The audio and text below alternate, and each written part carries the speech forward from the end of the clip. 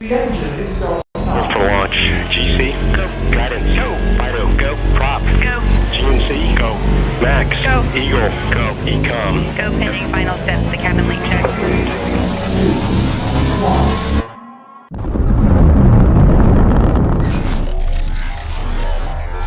Is there anyone here that would like to communicate with us? Can you give us a sign?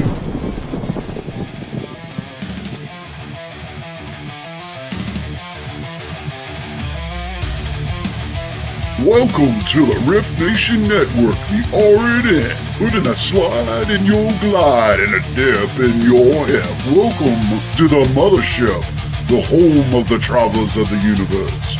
With shows throughout the week, you can find us at Instagram, Twitch, Facebook, YouTube, Spotify, and more. Everything you could want, everything you can need right here, right now. From the paranormal to the supernatural. From comedy to the spiritual. And now, your featured show. Shall we begin?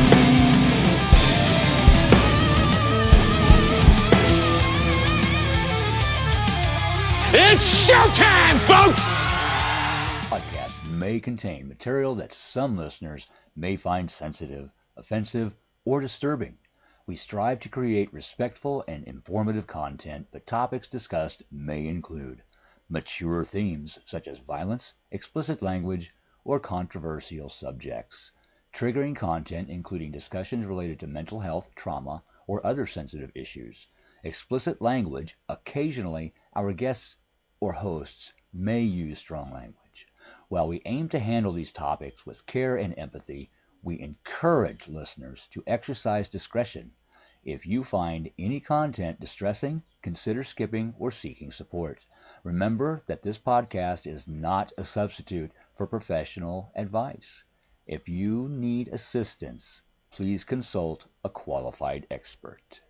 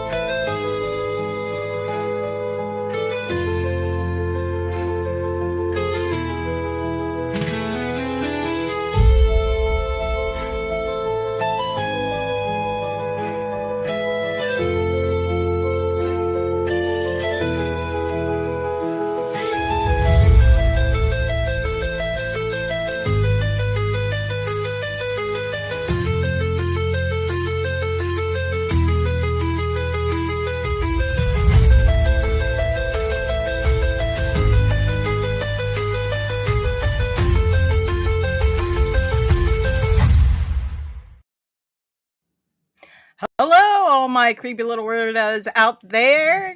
Hi, if you don't know me, I am Christina Spencer. I am a parapsychologist, paranormal investigator, done a little touch of acting. I'm dabbling in writing.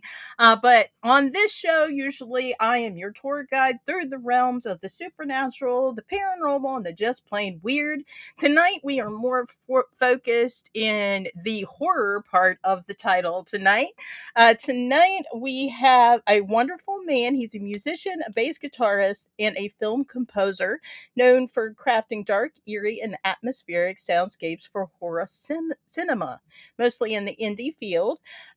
He brings chilling stories to life through music and projects including Jason's Fury, a Friday the 13th fan film, The Wendigo and the Wicca, And he has some upcoming projects that maybe he can give us a little info in some dish on.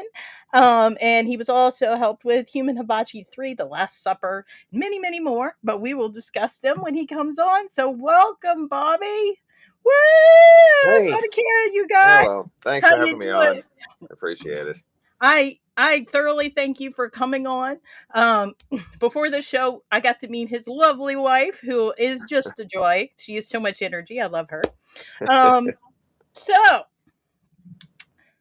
I'm pulling up my notes app here because I have I have ADHD, so I'm everywhere and all Gotcha. between. So you got to bear with me. Oh, you do what you got to do.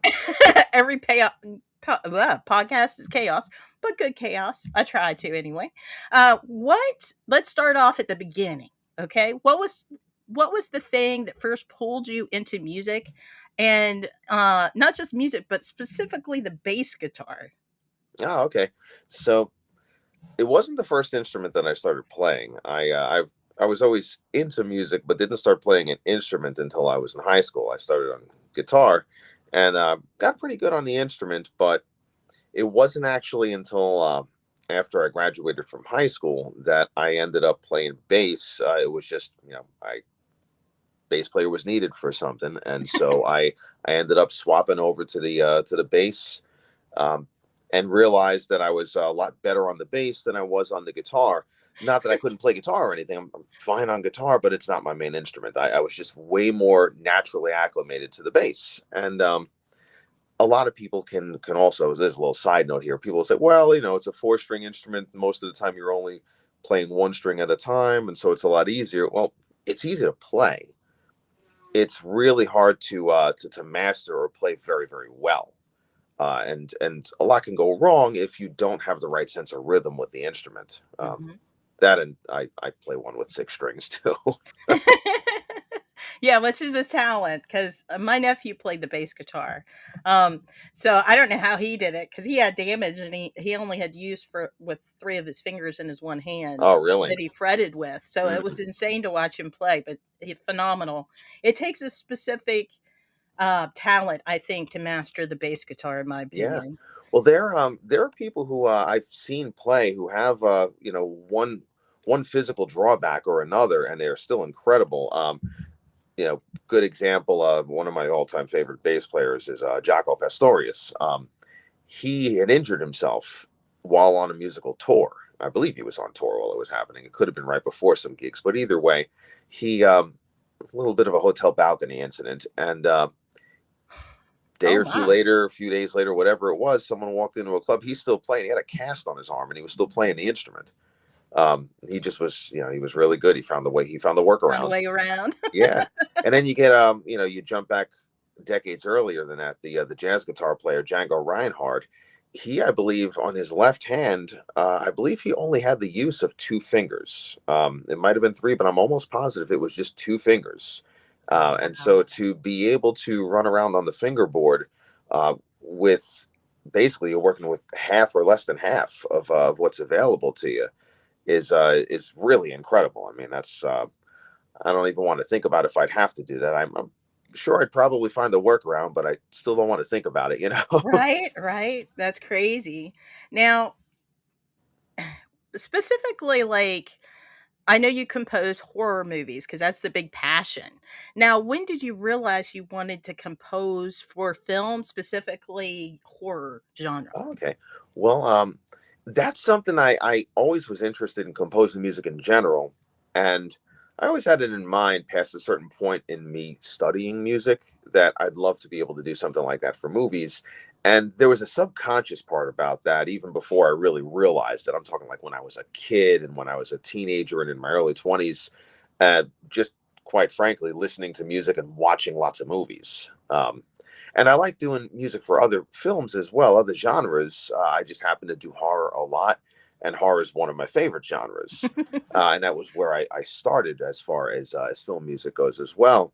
But it was one of these things, I was a kid who, excuse me, sorry, I'm like You're borderline fine. dehydrated here. But when I was a little kid, I was the one who had, I grew up in the 80s and the early 90s. And so I was one of the kids who was constantly watching horror and action movies that were like way beyond the age requirements for Right. I was like probably 10 or 15 years younger than the minimum requirement. I'm talking like 2-3 years There old, wasn't. I don't think there was a minimum requirement back then because Oh yeah, I'm a Gen Xer too, so I yeah, understand that. Like we were latchkey, we had no supervision. Like we watched what we wanted to watch, whether it was good for us or not. yeah. Well, Now, the funny thing was, we just had the movies on VHS as well. We were next to a video store or two, what I'm talking pre-Blockbuster, and so we had the two VHSs set up so you could play watch it in and one and record. record it in the other. And so I grew up with that, and I didn't even realize you weren't supposed to do that because I just Right. kind of grew up with it. I was like, oh, okay, that's just what you do. Everybody has VHSs, with the white tape label and a bunch of marker and stuff, it's crossed The off if you pen. erase it and stuff. And so, I remember there were it was ingrained in my memory certain movies that were one after another that didn't really have that much of a rhyme or reason all the time. I distinctly remember there was a VHS that it was, from the mom and pop shop. It was recorded, and it was The Return of the Living Dead and then John Carpenter's The Thing. And I distinctly remember because I used to watch John Carpenter's The Thing all the time. I guess at least my parents had the wherewithal to wait a little bit before I watched The Return of the Living Dead. But I always remember I'd fast forward or rewind it to where The Thing would begin, and I'd catch the last 30 seconds worth of end credits from Return of the Living Dead, and not realizing it that there was the Cramps song Surfing Dead that was still playing. And so, but then it would just cut, and all of a sudden, no, The Thing is starting. And years later, I eventually saw Return of the Living Dead as well, and it was one of those, oh, okay, now I know why that's in the end credits, and it all finally connected. I'm like, these movies have nothing to do with each other, and I love They both. just But okay, yeah, they're on the same tape. So speaking on that, like it was one of those, or was it a different movie that their movie score kind of spoke to you and made you think like I want to do that? That's the part that I like. Without me realizing it, it wasn't like a single aha moment. I'm not going to lie and say there was this epiphany of a moment. It was more of like, it kind of just kept seeping in, And so I would say there were a lot of moments like that. One was definitely The Thing, because the music from John Carpenter's The Thing, from Ennio Morricone, and you can tell Carpenter had an influence on a fair amount of it, is definitely some of my favorite horror music for sure. And but then there were a whole bunch of other films that came along with that. The Halloween films are kind of a no-brainer, but I also I saw a ton of the Friday the 13th films. The first one I saw was Jason Takes Manhattan because I was brought to a movie theater to see that. I was like 5 years old at the time or something, and I remember just seeing this guy in a trailer with the hockey mask, and I realized it was a horror movie. He looked like a real cool character, and eventually a relative took me. My aunt took me, and because of that led to me watching all of the other ones. And like part 7, I watched next, and then I eventually, it was like whatever the video store had available, Right, Like, so I did not see even the remotest bit of chronological order when I first saw those first 8 films, and then eventually first 9. That is definitely a Gen X only thing. Yeah. Is you had to watch what was at the video What's available store to you at the time. It was like what you see is what you got. It's like, darn, I wanted to watch Yeah. 4 before 5, but it's not in, and they're saying they're going to keep it all weekend, so I don't want to go without watching a movie, so I'll watch 6.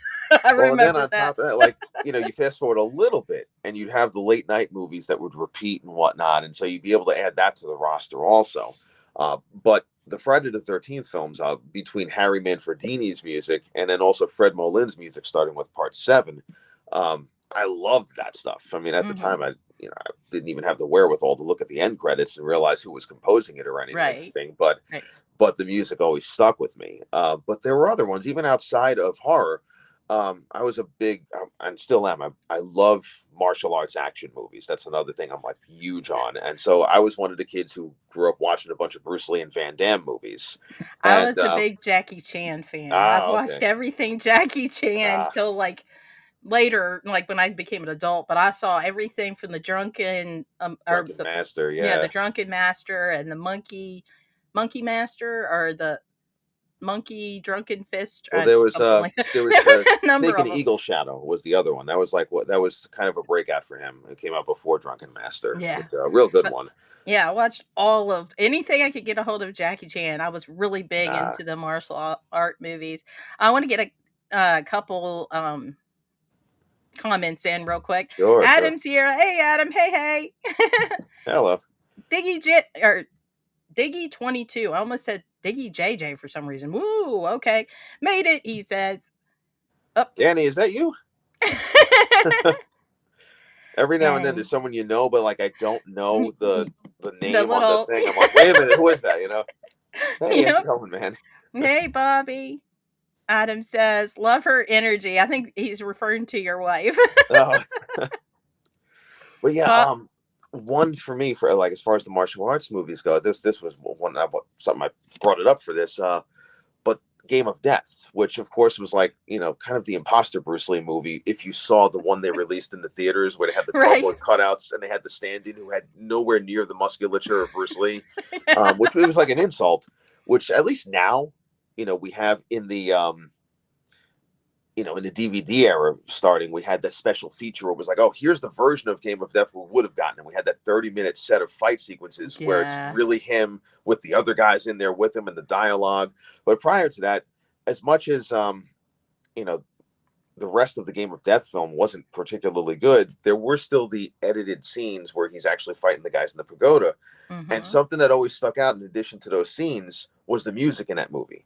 As much as I wasn't crazy about how they edited that movie and kind of tore it apart, the John Barry, I believe, was the composer. The music that is in that theatrical version of Game of Death is awesome. I remember I would always watch the opening credits because the music was so damn good.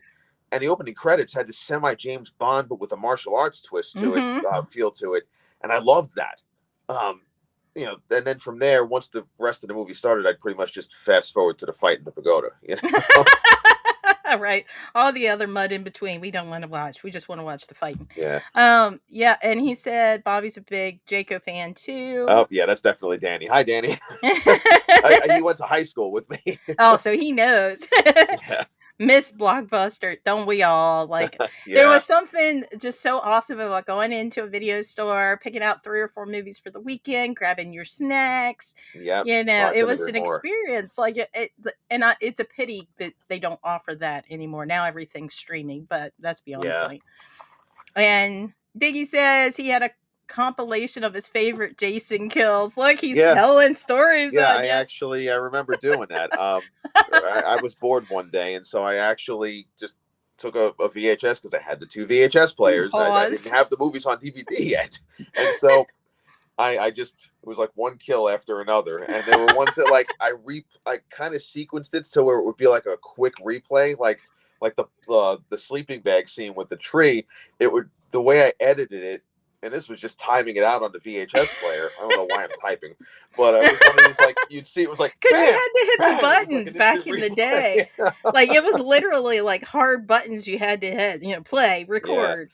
Although that was also that translated over to cassette tapes and making mixtapes. There was a certain technique to that didn't transfer over as much onto CDs, and it definitely doesn't transfer over to digital format. The possible exception being every now and then when you can edit it and have the songs fade as if you're an actual DJ. Right. But making a mixtape, I remember I could do stuff where I would make medleys, kind of the way like Zeppelin and other bands mix their songs. I would start one song and then like start 3 minutes in, I'd be like, wait, this is the same key as another song. And then dynamically, it's kind of the same over here. Let me segue it right into this other song from a totally different band. And then I do it again like 4 or 5 times. It was like this 25-minute long song after a while, But that's cool. That's cool that you were already composing. Yeah, it was before you were it was composing. Like, it was subconscious. I didn't even know anything about music theory or anything like that. But it was one of these, I just found it fun types of things that kind of definitely merged with when I started getting an actual musical education and learning the ins and outs and the actual technicalities and theory and all that stuff. Right. Like I distinctly remember I made a mixtape and I started off with, it was like, it started off with Metallica's One, and then it went into a song by, song. it's a great It's so tune. heartbreaking, but it's such a good song. Oh yeah. Like it started off with that, and then it like segued into a song by the Mahavishnu Orchestra. If you're familiar with those guys, they're a jazz fusion band. And then it went back into another song. It kind of full circled back into Metallica after a while. And it was like cool. 2 or 3. There was like a Fear Factory song in the middle. It was like Metallica, Mahavishnu Orchestra, Fear Factory, back into Metallica. Like, and I mean, I'm like the guy, the meme with the guy from It's Always Sunny with like all the strings on the map, and he's like it all connects. I'm telling you, you know? It's a conspiracy, I swear. Yeah. And Adam said he's a huge fan of the old kung fu movies too. Oh, yeah, that's- aren't we all? And he says, "Yep, that's me." Yep. He responded to you spotting who he was because I saw that pop up. Oh yeah.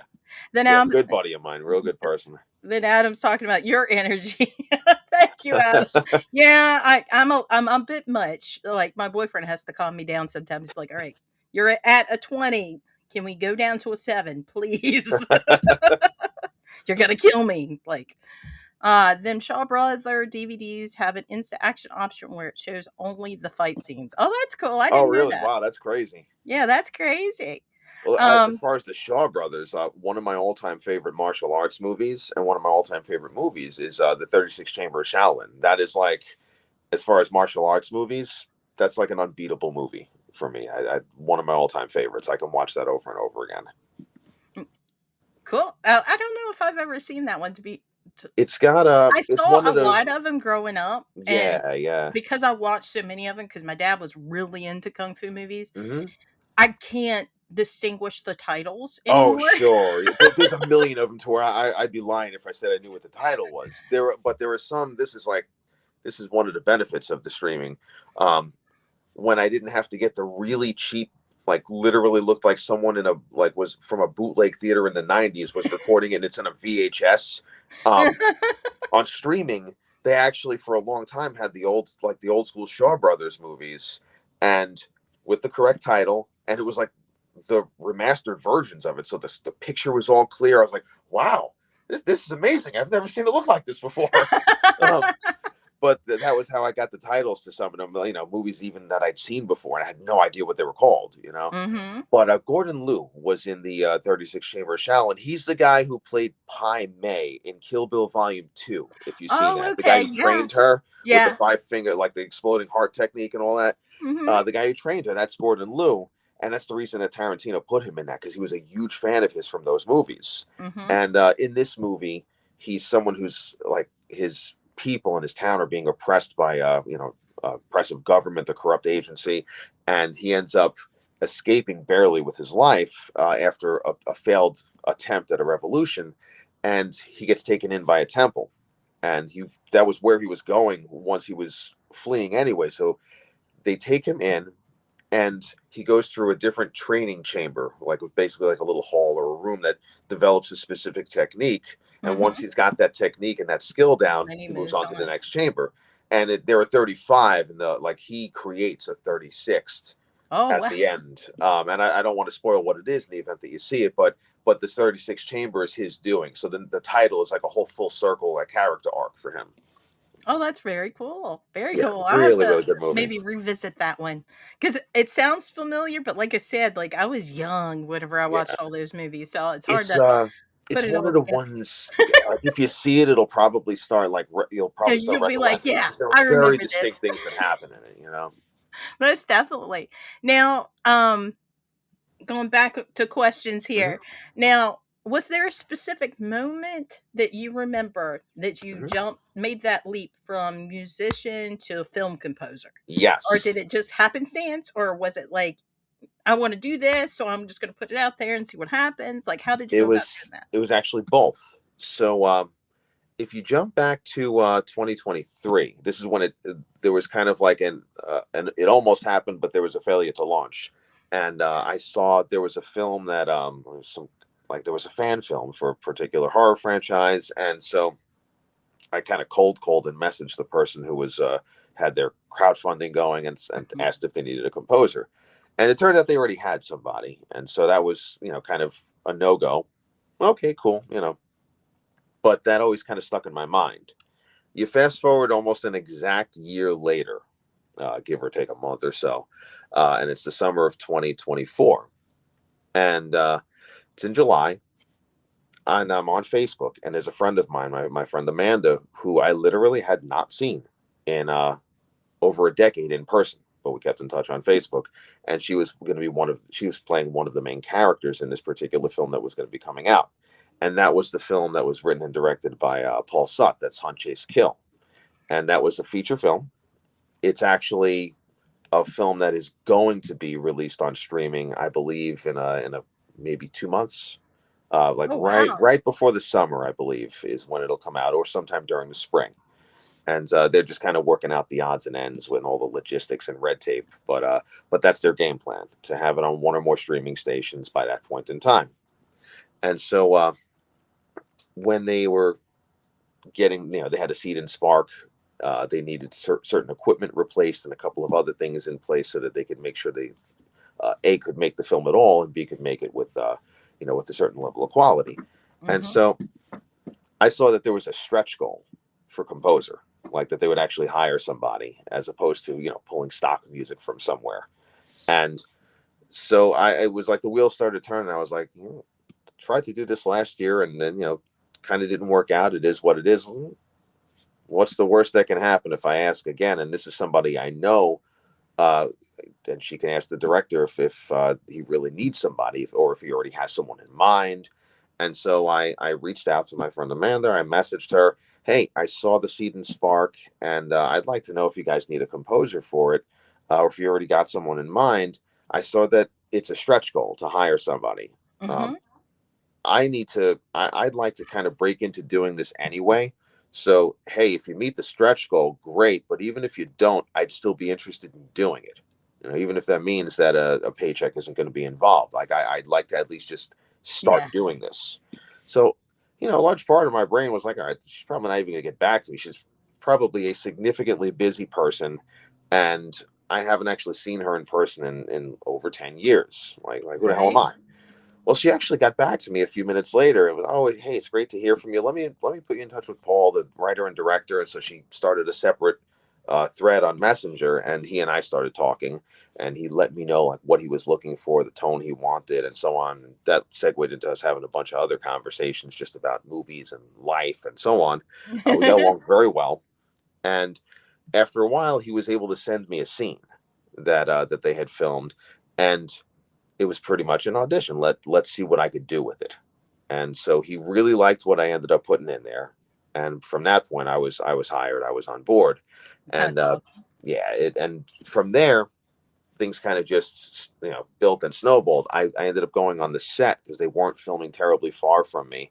And as a result of that, in addition to composing, I ended up being an extra in the film and getting killed in it. And I got to meet and everybody that's your in acting person. credit. I noticed Yeah. So I actually have the trailer pulled up. Do you mind if we play it? Sure. We'll go ahead and share it with the people here. Hold on one second. Absolutely. There we go. This is Oh, honey, your friend is seriously unstable. They're probably already dead.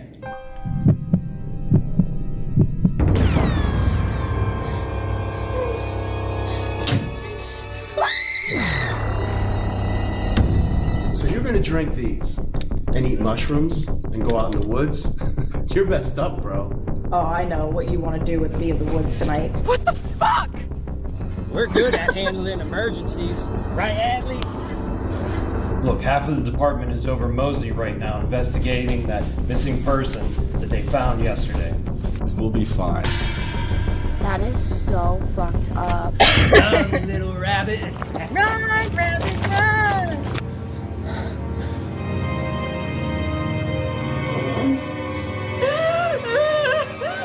I want the blonde for myself.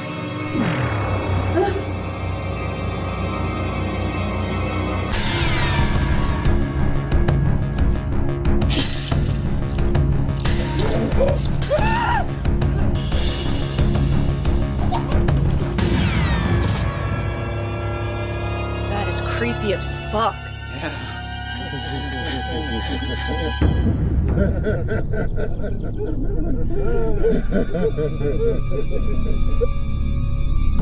Dog will hunt.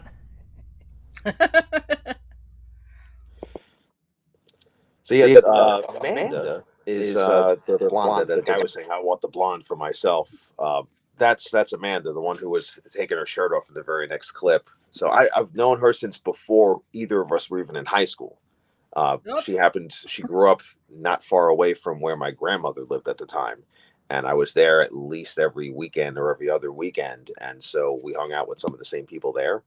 And then she ended up going to the same high school as me. And so it was kind of one of those, hey, how you doing? You know, and then even after high school, we were still hanging out with the same people. So we became friends, kept in touch. And it was just one of those degrees of separation things where this happened only, what, year and a half ago? I think that's how long it's been by this point. Oh, wow. And so it's just one of these like chain of events. Like one thing had to be in place for another, Serendipity is what they call that. Yeah. Just happened the way it's supposed to happen. And you did Yeah. the not only the composition for the film, but you did the music for that trailer also that we just watched. Yeah, I like to do that when I can. I know that that's sometimes not an option, but I like to do that when I'm working on a project if it's available, if it's an option, because it provides some kind of continuity and tone between the trailer and the film. You know, that's so when I can do it, I like to. Yeah, most definitely. I would agree with that because you don't want it to, because music or the trailer sets up an expectation, and if somebody else does the music, they're setting up a different expectation than the film. So I can see, because I don't think people understand the importance of audio in movies. Yeah, it seems very underappreciated a fair amount of the time. Exactly, but it's so vitally important. Now, when you start a horror score, do you think of the emotion of the scene first, or do you think of the sound that needs to be generated first? It's both, and it's not always the same. So sometimes I'll be thinking just off of like raw emotion based on what's going on. Other times, if I already was looking at the big picture of the project, especially if the director or the writer already told me a particular feel that they're looking for in it. And then, stuff that I'm generating just subconsciously from either reading the script or just the synopsis, taking a look at whatever scenes have already been recorded if the whole thing hasn't been already. Sometimes the whole thing is already done. That happened with Human Hibachi 3. So depending on what I've got to look at and whether or not I'm honing in on just one scene or going for the idea of creating just an overall theme that might reoccur throughout the film, it'll be a kind of a combination of things. It'll be a combination of, okay, what tone did they say they wanted? What tone do I think really works?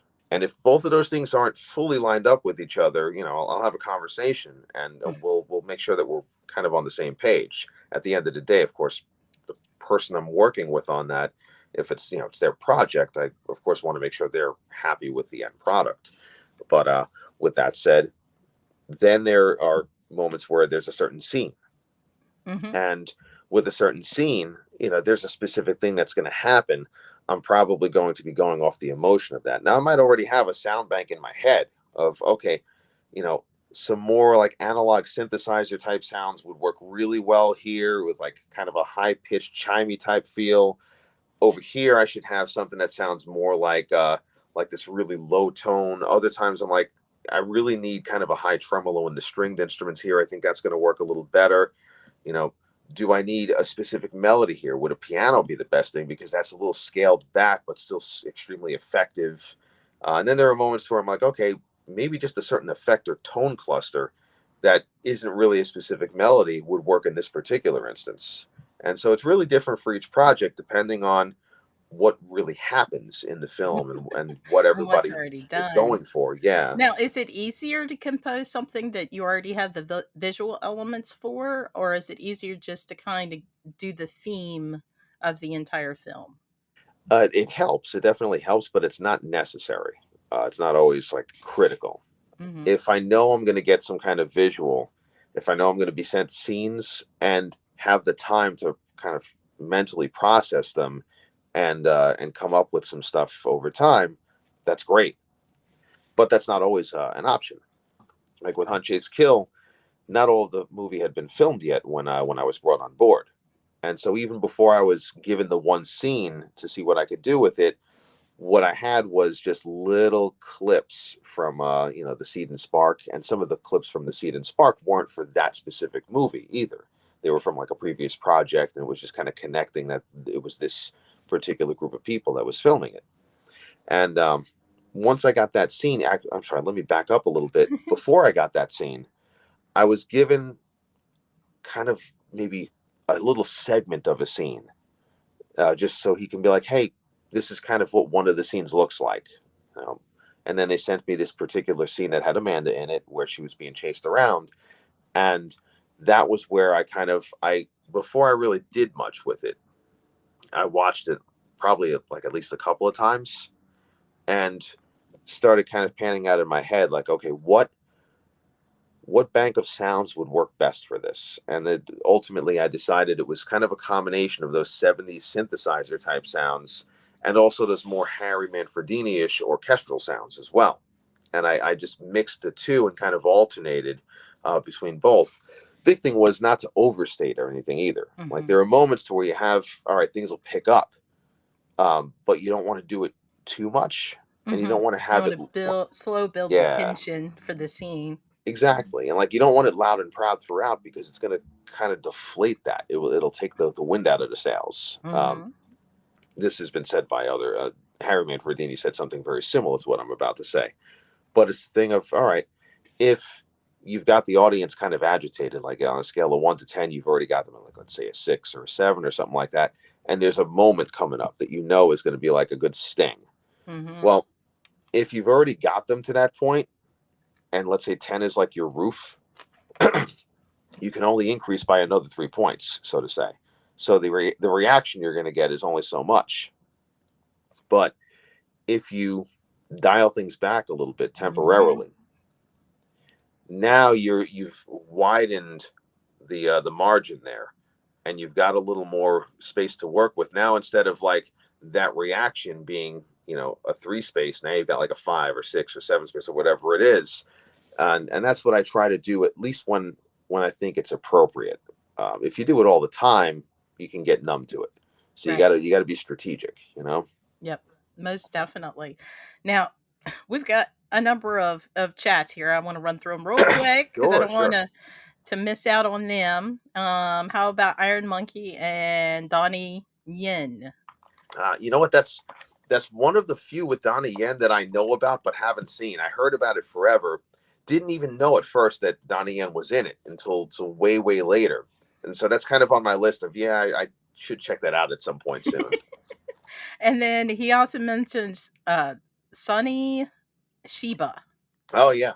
Well, definitely. The first 2 Street Fighter films, not to be confused with the video game for anyone watching this who doesn't know what the hell I'm talking about right now.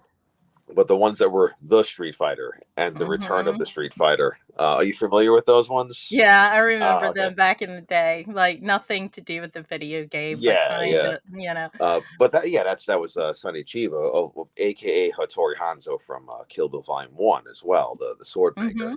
But I'm definitely a fan of his. Actually, a really good one that him and Hiroyuki Sanada were in was Legend of the 8 Samurai, which you got to get the right version of it. I remember watching it on, I think it was Prime, and the quality was like awful, like to the point that it was borderline. It was borderline unwatchable. The movie was good, and so I was like really like forcing myself to sit through it.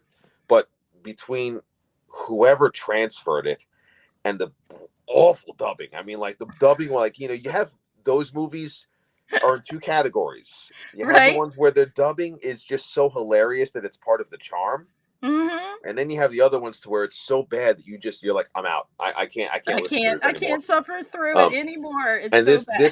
this was really close. Like it was really cutting on the edge for me. But the movie itself was really good. I could tell it was good.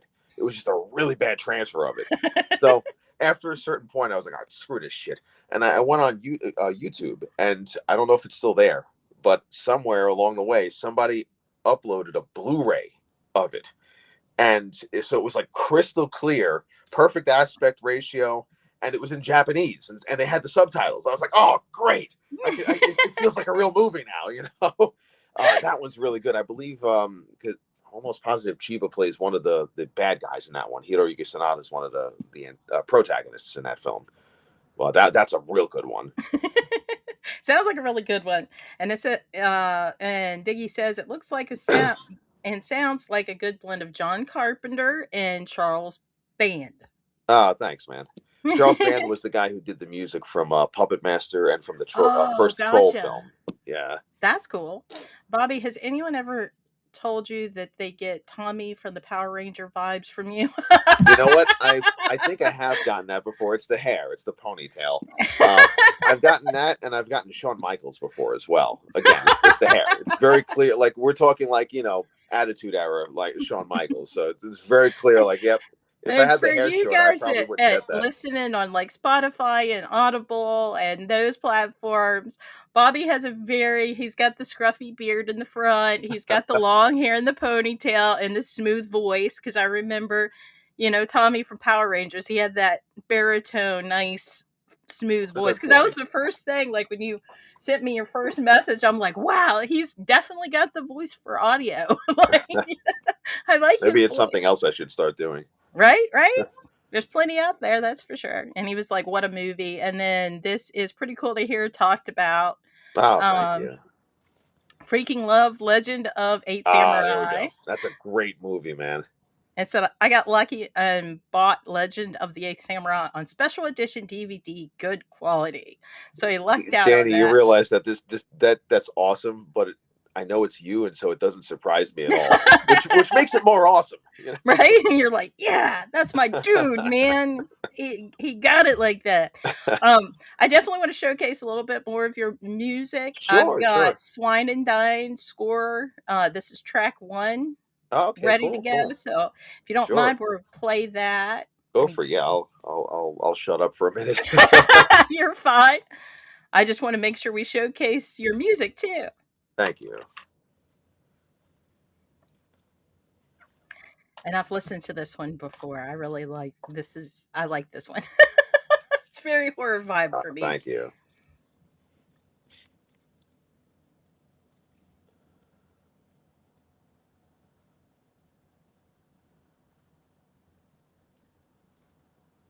Is it coming through for you? Yeah. Can you hear it? No, I can't hear it. Oh, we don't want that. Go back then. Looking like maybe you didn't start it yet, but then I'm looking like no, it's giving you the option to pause it. It's got to be playing. Okay. Maybe I need to do the make sure it also share tab audio. Yes. Tab audio. Share. That's what it was. I'm just a mess. That's all it was. Can you hear it now? There it is. Thank you for pointing that out, though. You got me.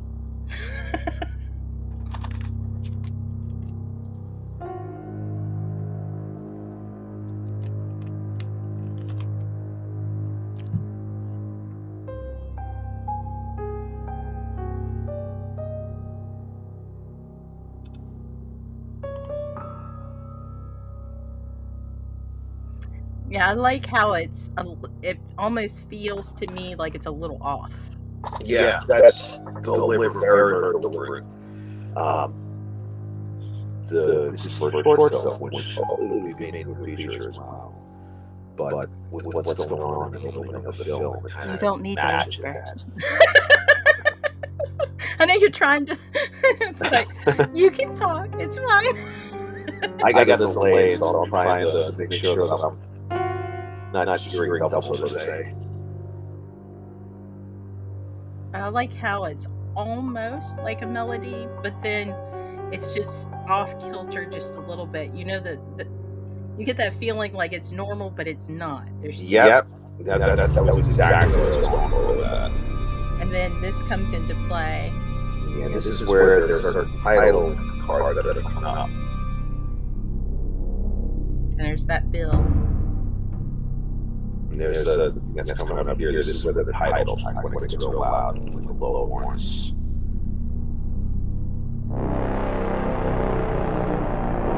I love that. Like, that gives me a little bit of cold chills. This was very fun with the score.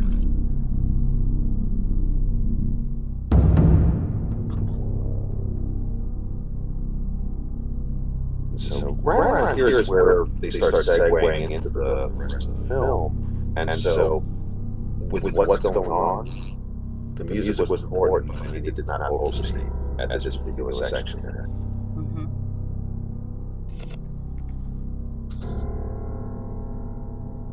And it's really cool to play the music and have you explain it too, like why you chose the specific elements at the specific time. Because I think that's very important, because a lot of people don't realize there is so much that sound does.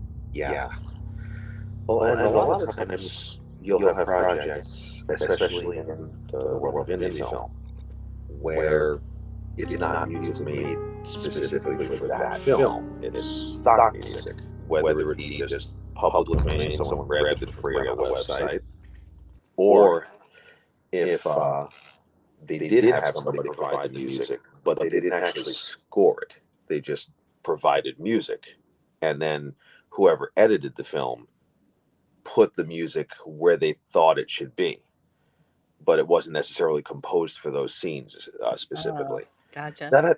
I'm not saying that's necessarily, like an across the board bad thing to do. I'm not trying to knock anybody who does that. And sometimes one or more of those choices are made for budgetary reasons.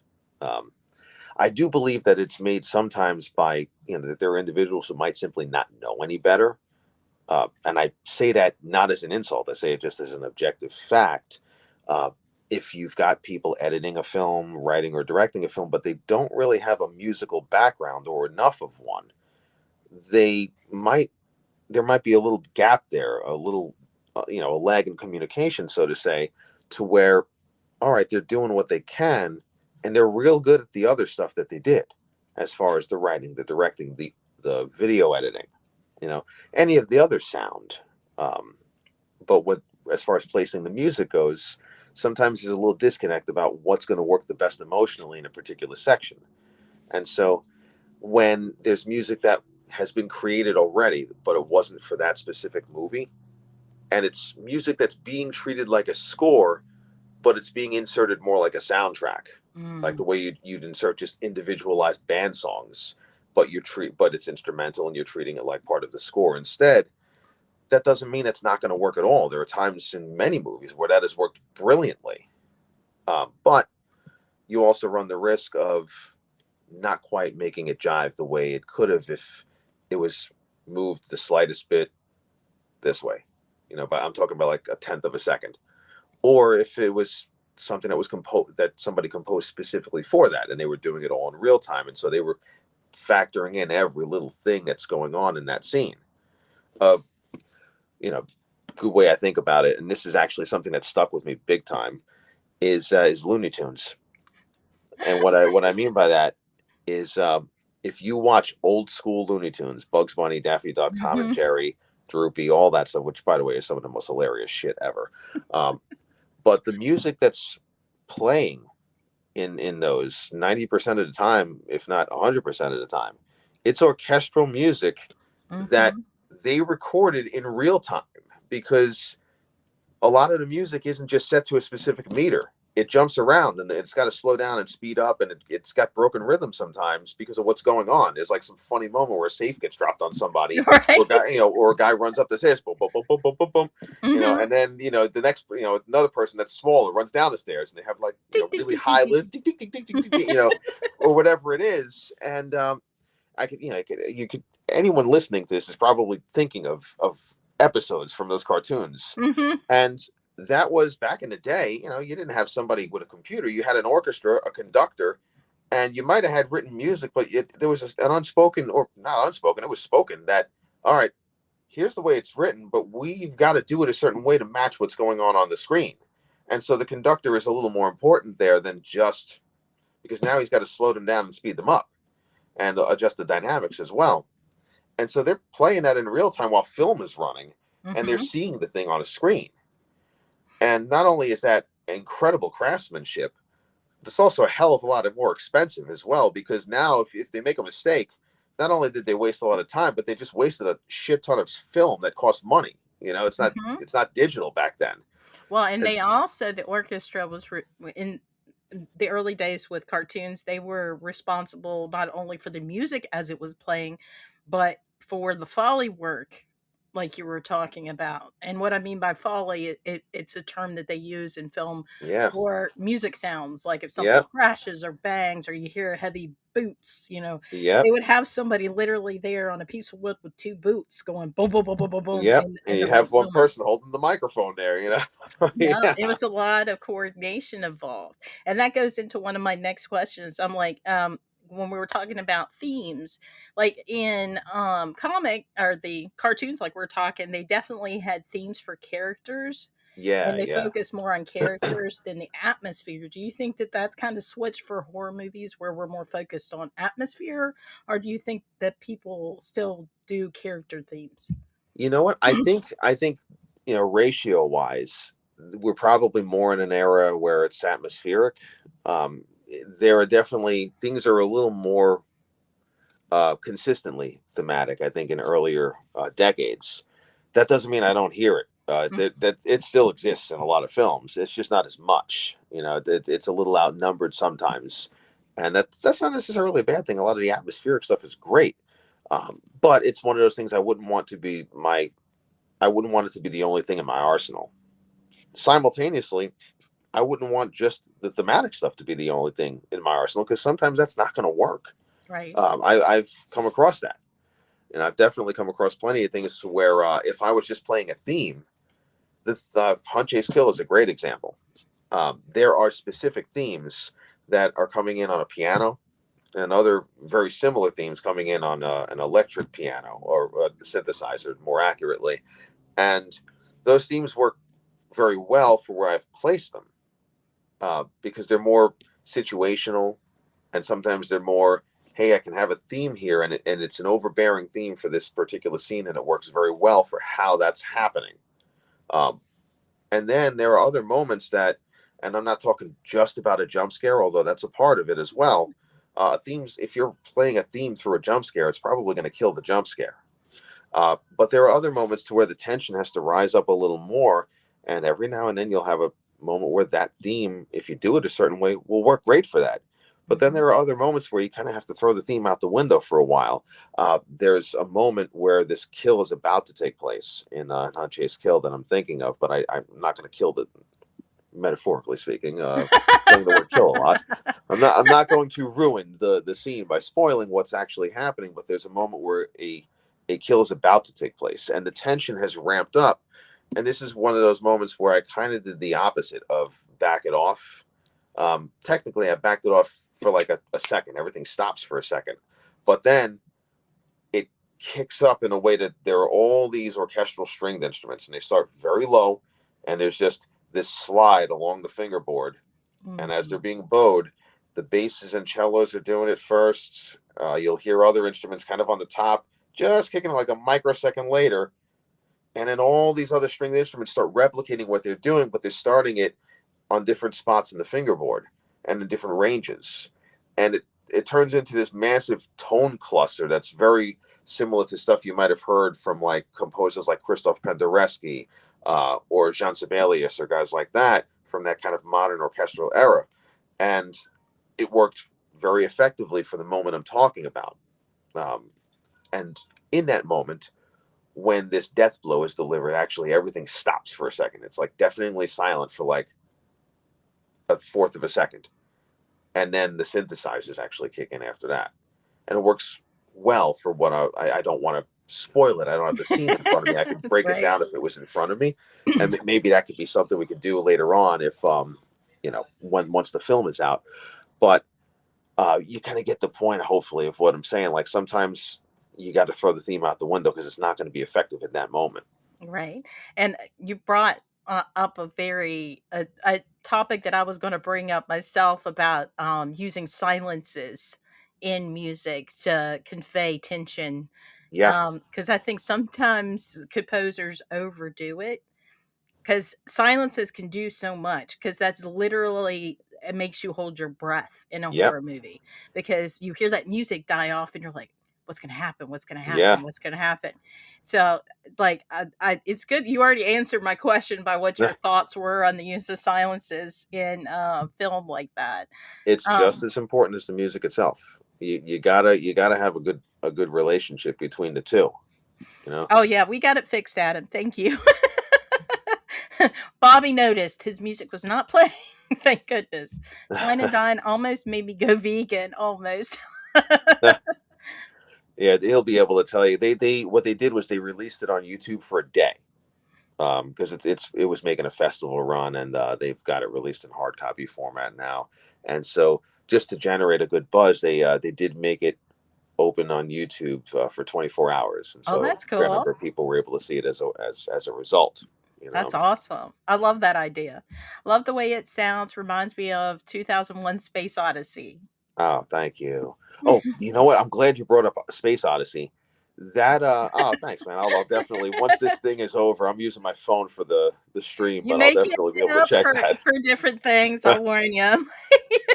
But yeah, for Space Odyssey, I'm glad you brought that up.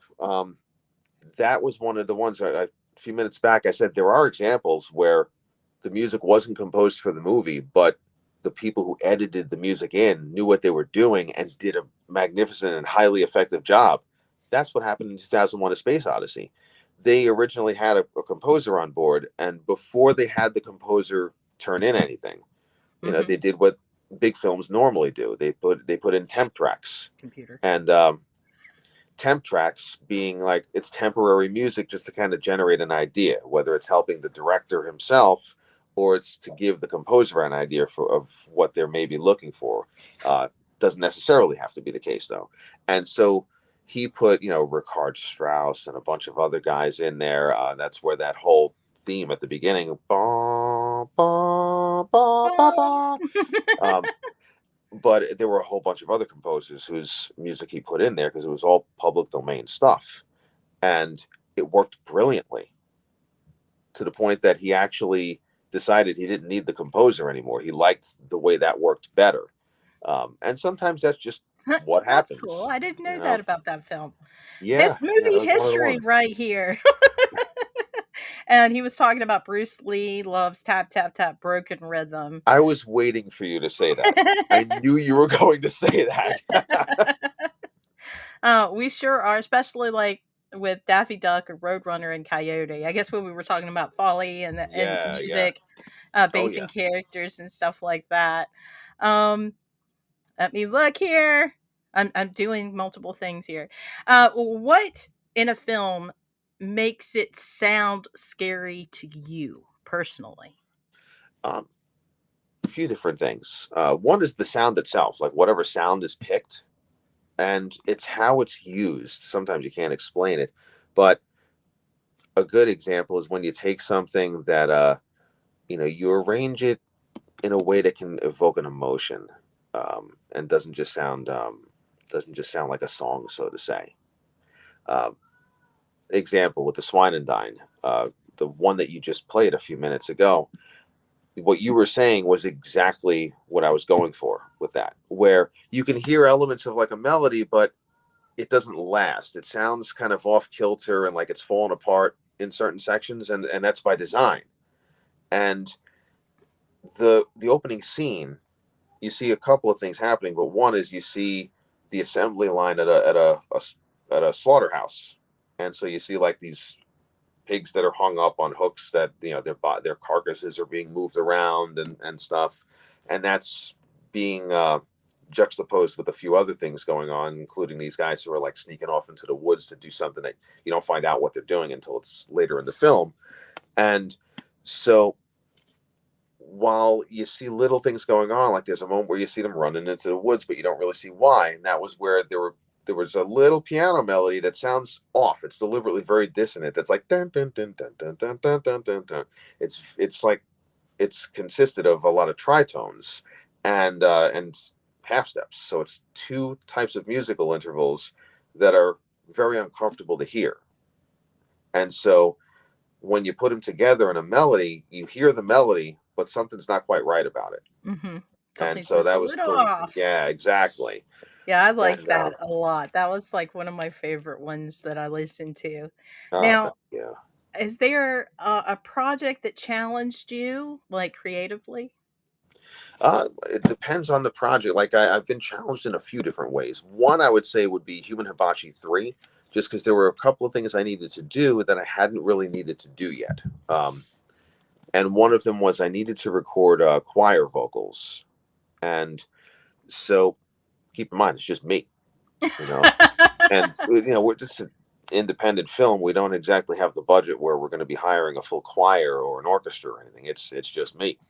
And so there were a few sections in that particular film. Have you seen the other Human Hibachi films by chance, or No. heard of? So the title is kind of self-explanatory as far as what kind of film we're talking about here. But it's this underground market of people who, cater to those with a taste for people. Mhm. And the third film, and the people are filming what they do. They're found footage films, but not the Oh, okay. typical. It's not found footage as in here's the footage we found at the scene and it's just someone's camcorder or phone and that's it. It's here's the footage that one of the perpetrators uploaded online after editing it all a certain way and adding music to it and Kind of using like an not just advertisement. yeah, and not just using his phone or his camera, but also like tapping into some of the security cameras that were in some of the places where they were, and using that as alternate camera angles and so on.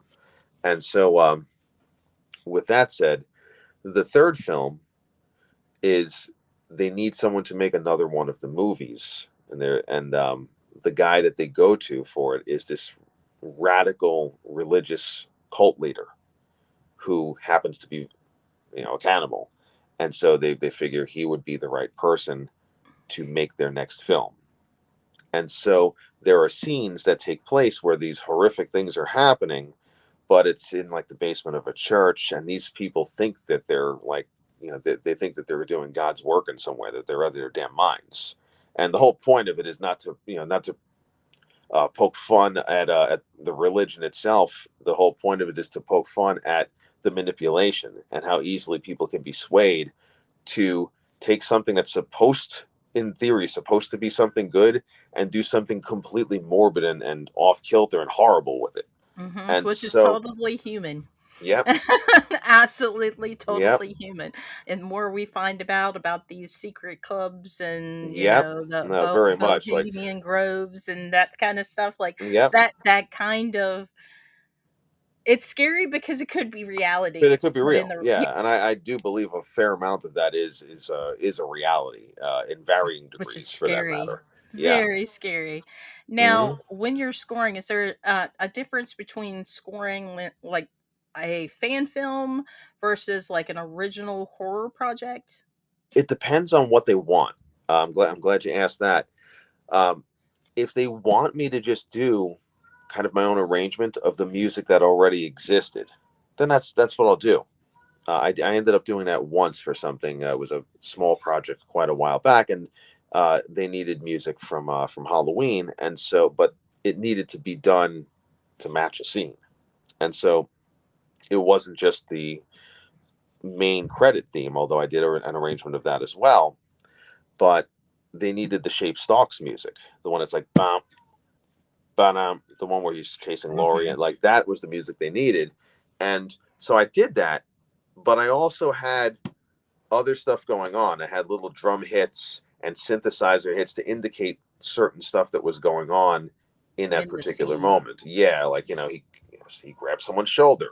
Boom! There's a stinger of a hit there. He throws the guy across the room, but then he stabs somebody as they're trying to get up, and so I added a particular stinger of a sound there, which isn't matching any of the other rhythm that's going with that. Just a bump, bottom, like that's still happening the entire time. Um, and So it's so basically like using music for Foley work. it's like a yes and no, yeah. Although it's just for lack of a better term, more musical. Yeah. Although sometimes it's just audible. It's just like a But cluster of it sounds helps every now and then.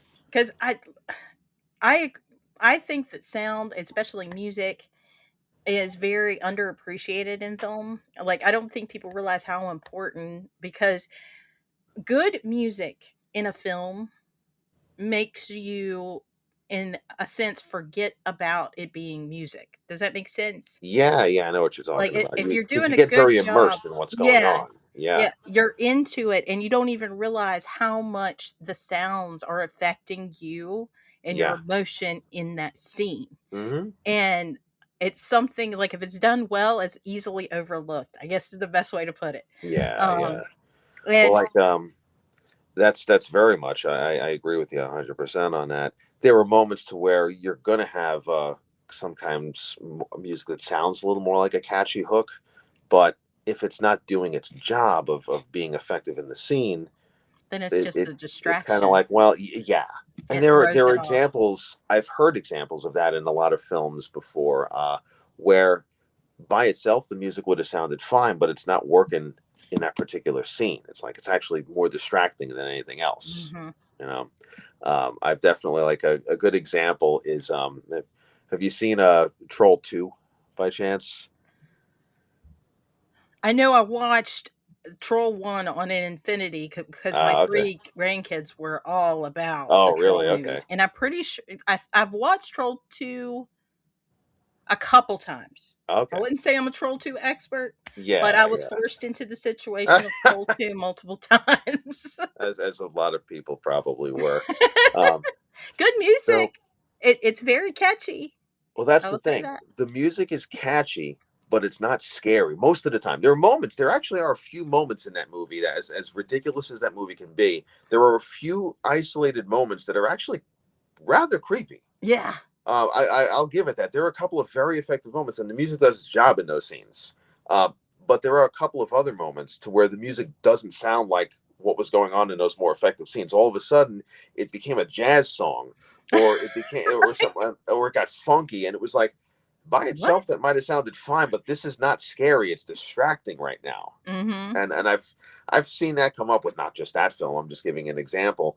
But there are times where I've heard music where it's like, by itself that would sound fine, but this isn't exactly scary, you Right? know. And so, is it doing the job that it's supposed to be doing? You know. Most definitely. Like, I agree. There were some things on there I was like, "What? Really?"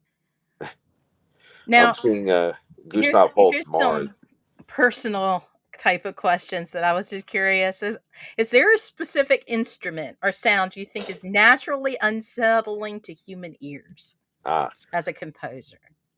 it can not something that always will sound that way, but it can definitely be manipulated to that.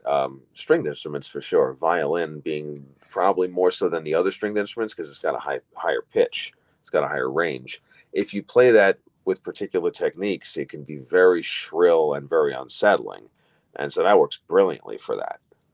And to a degree, you can do the same thing with the piano, just with different dynamics.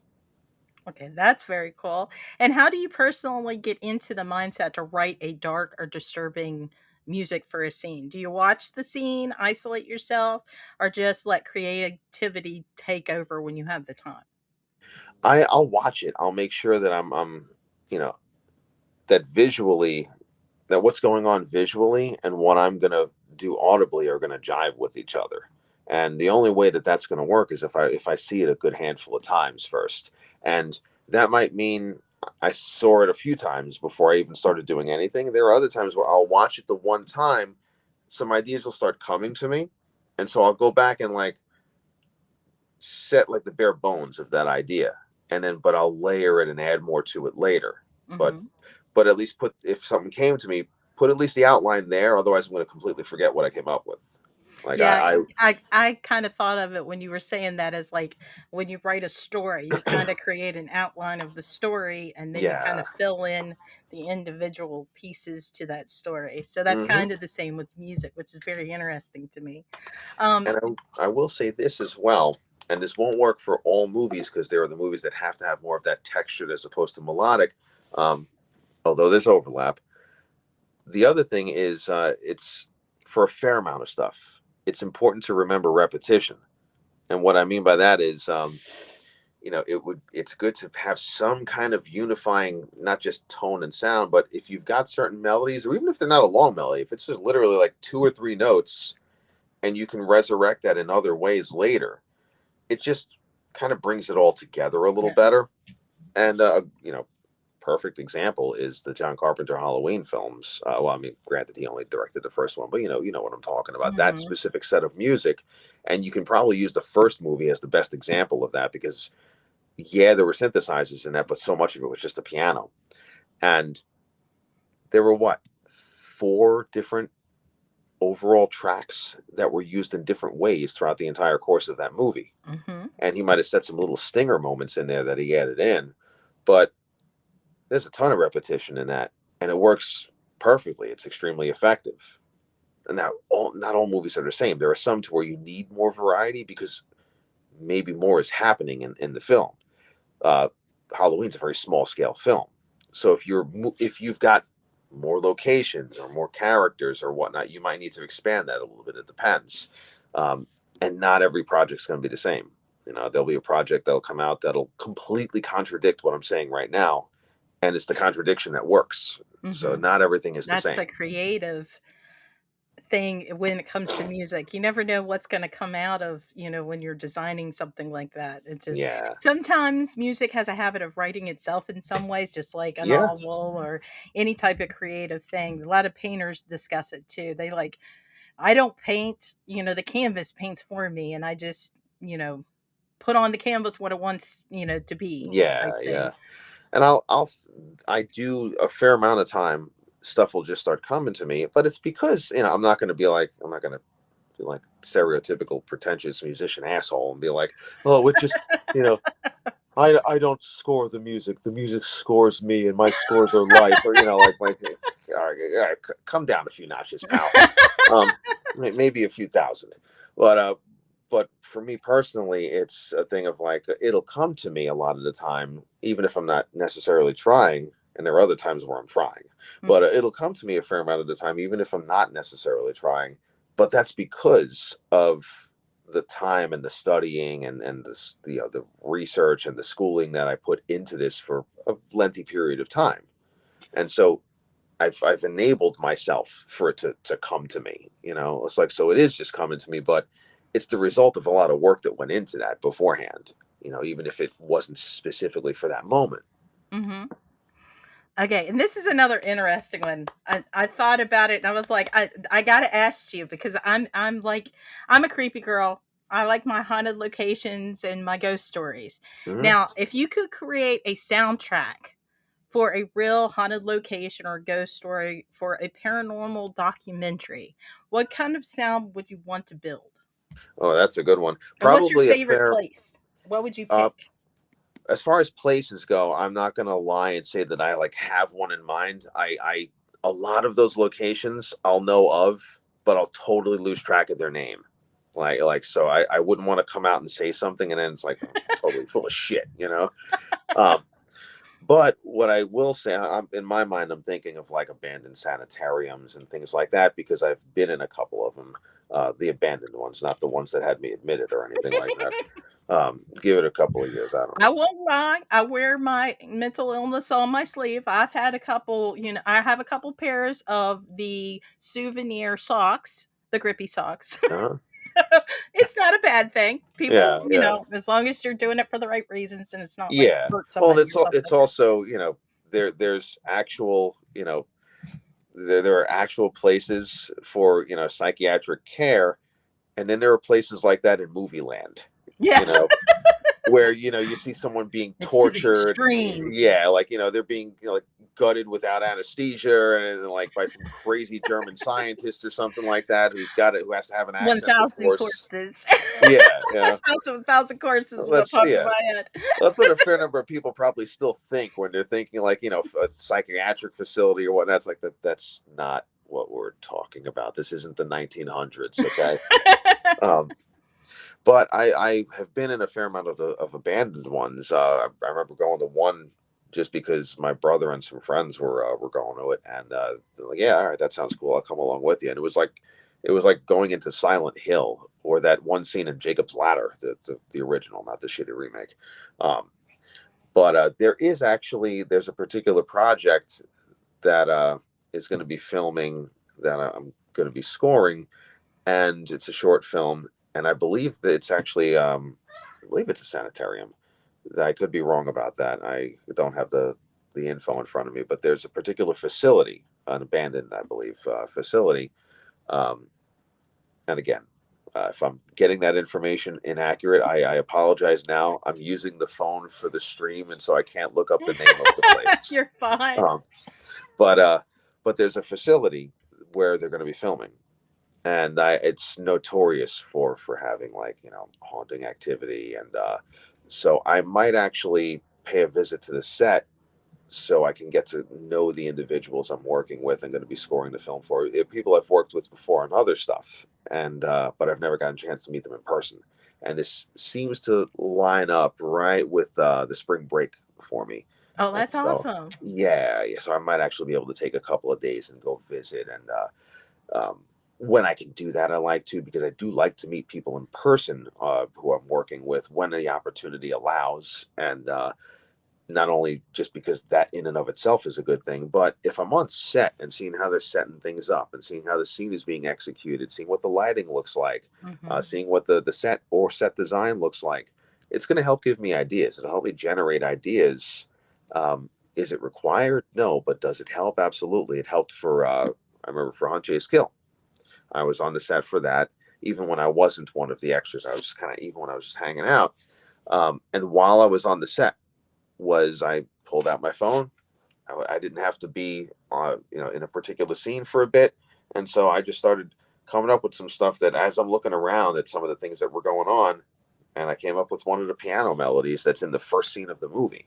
Oh, that's awesome. So, yeah. Well, I know Heidi would love you at Wherein Lies Continue. That's for sure. Yeah, I'm looking very forward to that, because that looks like it's going to be a really good project. Oh yeah, Very it much looks like looking forward to that. it's been a lot of fun. Like I'm by far not a professional anything. I'm just I like to be a good friend. So Yeah. I just try to help where I can. And I just love Heidi to death. So I love Wherein Lies Continue. And I've been kind of trying to help her promote and do some stuff. Sure. And that's sure. part of the reason I was like looking at your credits and I'm like, oh my God, we're going to be working on that together. That's really Yeah, cool. yeah. I like the story in that a lot. Yes. I think yes. I think it's a very intriguing story, and the proof of concept that they shot looked really good. Yeah. That and the trailer looked very effective, and Heidi's very talented. yeah, no, she's a real good writer and real good actress too, for Yes. that matter. Phenomenal actress. Yeah. Phenomenal. Now, I hate to stop. I have 100 million questions I could ask you right now, Sure, but sure. I don't want to get yelled at for being on for too long. But Gotcha. before we jump off, do you want to promote anything where they can contact you? Sure. Any projects that you're involved in currently, when they're going to come out, that kind of stuff? Sure thing. In addition to just my name as it appears right here on Facebook, my YouTube channel is really the other one where I just put little snippets of what I can do on there. And that's just Bobby Music Composer, capital letter at the beginning of each of those words, but there's no spaces in between. I think I finally got that right, because I didn't even get that right like the times I said it on other streaming. So I'm like, oh shit, I forgot about the capital letters. But yeah, just Bobby Music Composer, and then the Facebook one with just my name as is. There are some all the projects links coming up. should be down in the description. Oh, awesome! Thank you for that. There are some projects coming up. One is a short film that I just finished scoring. It's called In the Willows, and that will very likely be making a festival run starting in the next couple of months or so. And these are the same guys I've worked with before. They made a Texas Chainsaw Massacre fan film in Texas Chainsaw Badlands that I scored. And so this particular one is an original project of theirs, where these people encounter this very zealous and insane group of individuals who kind of think, and this is a reoccurring theme with a lot of stuff, but just in various ways, there are people who think they're doing the Lord's work in one way or another, and they're serial killers. And so that's a short film that's going to be coming out. And I believe, don't quote me, but I believe that their plan is, if that gains some traction, that they might want to turn it into a feature as well. Another one is same guys behind Hunt, Chase, Kill, the same writer and director, Paul Sutt. There's a short film, and I use the word short loosely here because it started out as something that was going to be like 20 minutes long, and it's probably close to 40 or 50 by this point. Oh, wow. So it's a not short film. But there's a movie called The Legend of the Bushko Witch that's going to be coming my way to create the score for. And that one is based loosely on real events that took place in Eastern Pennsylvania, around a real individual who was accused of witchcraft. And so there's a component of history there.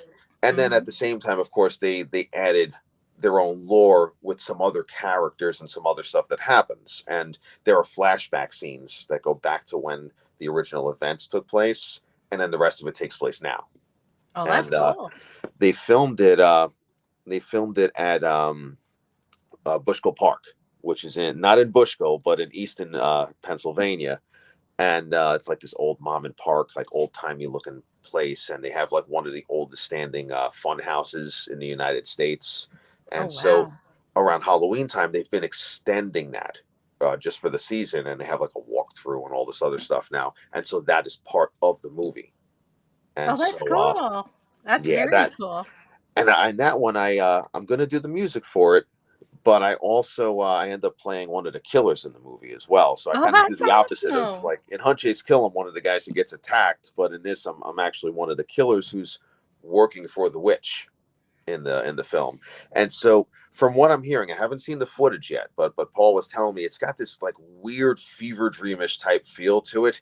And it, like, you almost don't feel like you're in reality while you're watching some of it, because it's just the way it was filmed and the sequence of events.